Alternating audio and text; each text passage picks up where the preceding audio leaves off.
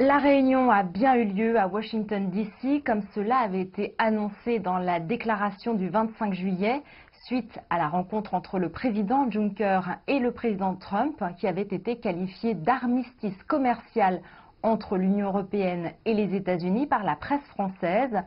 C'est une nouvelle ère qui s'ouvre pour la relation entre l'Europe et les États-Unis, avait alors fanfaronné Donald Trump lors d'une conférence de presse commune, comme le rapportaient Les Échos.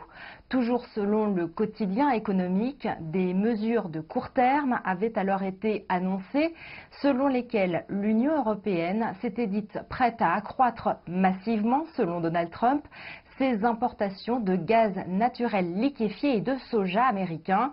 L'UE et les États-Unis œuvrent donc dorénavant dans le cadre d'un groupe de travail exécutif dans le but d'augmenter les exportations américaines de gaz naturel liquéfié vers l'Europe. Alors pourquoi le gaz naturel liquéfié s'est-il immiscé dans les pourparlers ? Comme le précisait un article du Figaro du 27 juillet, l'Union européenne a un besoin grandissant de gaz étranger. Sa consommation a augmenté de 4,3% en 2017 quand sa production baissait de 5,3%. Les pays de la zone se sont jusqu'à présent tournés vers la Russie qui fournit désormais environ un tiers du gaz européen. Pour autant, les responsables européens ont plusieurs fois souligné l'importance de diversifier les approvisionnements en énergie par souci d'indépendance vis-à-vis de Moscou et du respect de la concurrence.